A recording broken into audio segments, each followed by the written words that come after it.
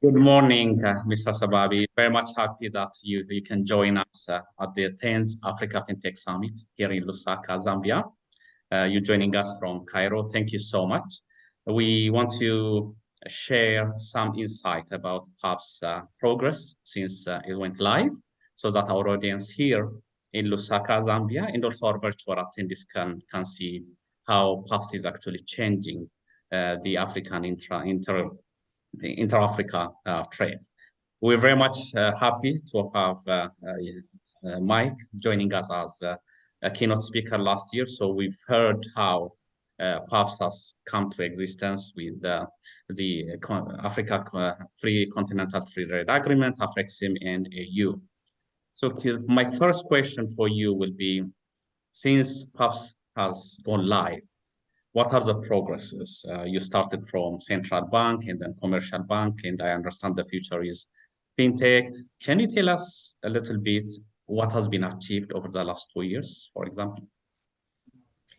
Thank you very much, Zacharias, and thank you for inviting us always to this forum as PAPPS. We view this as a very good collaboration and also as a platform where our participants and potential participants can listen to us and get to know where we are and what we're doing.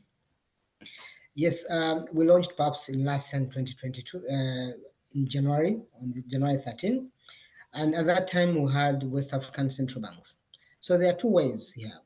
PAPPS endeavors to have a greater reach that is spreading across Africa, and not only in countries, but also in regions, to have a presence in every region, and also to have a depth in meaning many participants in terms of commercial banks, because commercial banks that actually push transaction on behalf of economic agents. So where are we today? To date, on that, in addition to the West African Monetary Zone, which is a group of 6 countries: Ghana, Guinea-Conakry, the Gambia, Sierra Leone, Liberia, and Ghana and Nigeria. We've added 4 more others. We have Djibouti, which was the first country to sign off after the WAMZ region. We have Zimbabwe, we have Zambia, and we also have Kenya and Rwanda as of last week. So we are now present in almost all regions in Africa, in West Africa, East Africa, and Southern Africa and Eastern Africa. So, and then the far northeast, which is Djibouti. So we're kind of slowly now spreading very well across regions and across countries. And also in terms of that deepening, having banks come on board, we have taken another approach now in terms of settlement. We have introduced the commercial bank settlement model, which is a model that where commercial banks play a bigger part, play the operations. They come and do the settlement on their own and also the settlement on behalf of their clients, or be it fintechs, who are the indirect participants, but the participants take a bigger role. And central banks remain at the regulator level only. So where are we with them? Where we've come with them, we have now a network of 81 commercial banks that have joined PAPPS, and also 8 switches, 5 national switches and 3 private switches. So we see this as a growing in terms of spread and also growing in terms of depth. And this is what's going to spur growth in terms of transactions. And lastly, I might mention that we have memorandums of understanding with 5 African group banks. This is Access Bank, EcoBank, KCB in Eastern Africa, Standard Bank in Southern Africa, and UBA in the West. So these 5 are going to help the spread of and deepening of PAPPS in their various markets. And together they hold more than 40% of the banks across Africa. So this is where we are to date, and this is how we've moved in the last 2 years. Fantastic. It's a great achievement. Thank you so much. You mentioned Zambia is now a member of PAPPS, and we are having this summit here in Lusaka. And we have audience here in this room, both in person and virtually, including regulators, bank presidents, bank executives, fintech, and also students. Can you briefly tell us what does Zambia's membership of PAPPS means for Zambia and Zambians? What benefit will they get? Thank you very much, Zacharias, for that, because I think that's very important to set the tone and to speak to the Zambian people what PAPPS means to them and to their economy. Zambia is one of the countries that are signatories and have ratified the instruments for the ACFTA. That given, they've opened the market to the whole of Africa. So the Pan-African Payment and Settlement System comes in to improve efficiencies in terms of the African payment landscape, which means Zambia can now trade through payment with other African countries. Now that said, we have structures in the general in the economy how payments improve or affect economic development. The faster the payment, the faster the investment and consumption will be, and this ultimately ends up in growing the GDP of the country. And in many countries in Africa, we have informal trade. So these informal trades impede two things. One, they're not recorded, and therefore the statistics in terms of trade are skewed, but also they exclude the participants from the financial sector. So the Zambian public or the Zambian economic sector will be included. PAPPS will support that. PAPPS will help that. Inefficient payments have been one of the impediments to intra-African trade.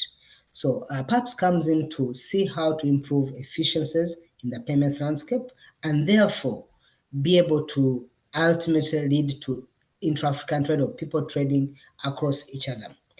Now, lastly, PAPPS comes with the element of using local currencies.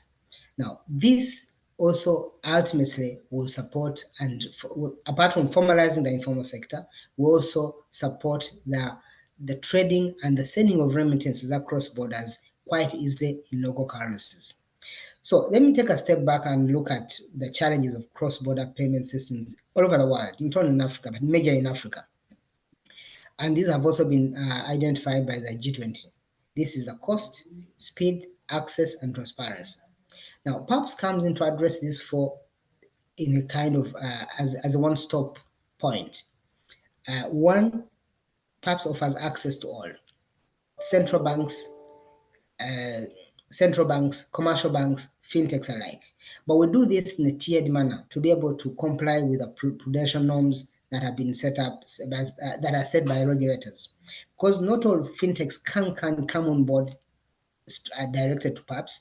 Therefore, we encourage them to go through commercial banks. However, we are able to see which fintech is sending transactions to the other across the borders. And the banks that are properly regulated and well regulated by the central banks or monetary authorities in various countries can come and connect directly, and it will give access to central banks to be able to look at the system, oversee the system, see the transaction, and be able to take any measures that may not that they see will either foster financial stability or come up with measures that can stop anything that can hinder the stability of their financial sectors. So this is how the Zambian people and Zambia itself can benefit from it. So we believe that this will be a major milestone and a good stepping stone for Zambia to trade across Africa, but also to be able to get financial inclusion faster. Fantastic. Thank you so much, Moscow. So Kenya signed as a member of PAPPS and joined PAPPS last month. It was a move that was applauded by the IMF, given the forex distress the country is in. So can you tell us what PAPPS means for Kenya, Kenyans, and other countries that have foreign currency shortage and distress, so to speak? Yeah, first of all, let me applaud the IMF for having recognized that Kenya's entry or any country's entry into PAPPS is a good step towards the right direction. I must also mention that the East African region has quite, in the last 1 month, been very active. We've had Kenya joining, we've had Rwanda joining, and several others also. We're having very good discussions with them. So I must applaud the IMF for recognizing that, and also for Rwanda and Kenya for having come on board quite quickly.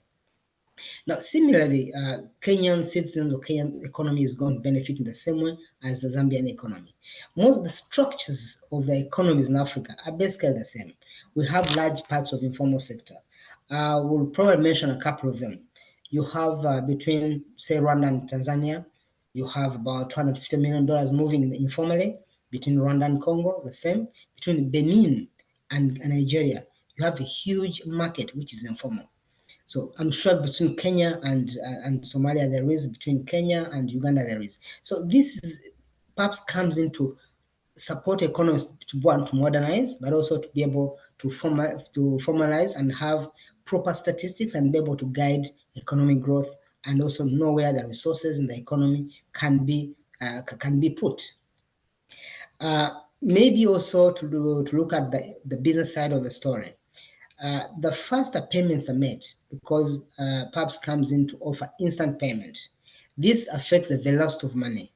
When you trade, when you sell something, you want money now, not tomorrow, not today, not even the next minute.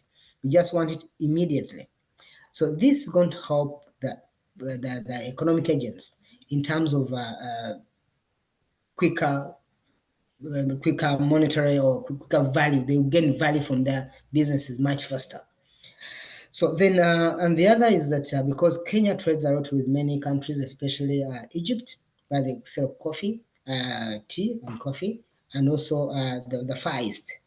We, PAPPS and Buna, which is a system between the Arab world and Africa, we are now interconnecting. So that means Kenya, Zambia, and the others that are connected to PAPPS are going to have access to the Middle East.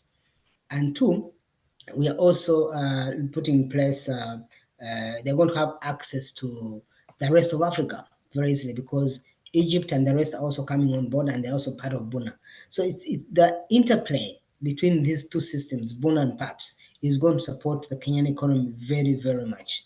And I believe that also the fact that we are using local currencies will support Kenya in terms of the reserves management, in terms of the preservation of the reserves of the central bank. Fantastic. Thank you so much. So you started with central banks. Now you have strong commercial banks in play. We are here at the Africa FinTech Summit, and we have a lot of fintechs who will be operating or want to operate on cross-border transactions in a greater scale. So what opportunities are there for fintechs and fintech startups to work with PAPPS on the layer of infrastructure you build now and in the future? I mentioned this before, that PAPPS has got a tiered approach. Tiered approach meaning that we began with central banks, and we have this central bank settlement model, and where we require central banks to bring their reserves and be able to settle. We have included another model where we have commercial banks coming to play a bigger role in operations. Now, fintechs can be defined as simple SMEs on the street doing some kind of accounting systems and stuff like that. That's a fintech as well.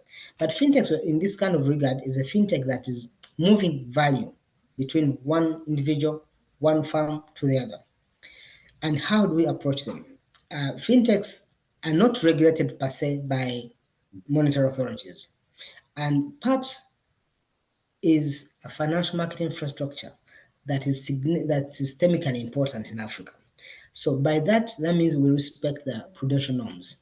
So we have we are working on a plan on how to categorize fintechs.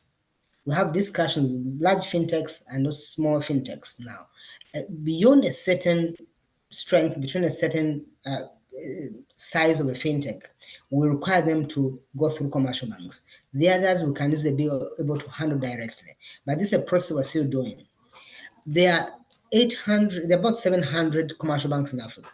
We've done 81. So we want to have a critical mass of these commercial banks and be able to now touch the fintechs. However, we are moving in tandem to also discuss with the large fintechs in Africa. Out of the 41 central banks, we now have 11. So we have 30 more to go. So you can see that we have a long way to go in terms of getting the bigger, the tier, the central bank tier and the commercial bank tier. And the fintech tier will also come on board. But we are in deep discussion with the large fintechs to be able to work with them as well directly, to see how we can serve them quickly. Thank you so much, Moscow. And thank you so much for carving out time from your busy schedule in Cairo and joining us for the 10th Africa FinTech Summit here in Lusaka. And we look forward to hearing more of PAPPS impact in Africa at our next FinTech Summit in 2024. Thank you so much.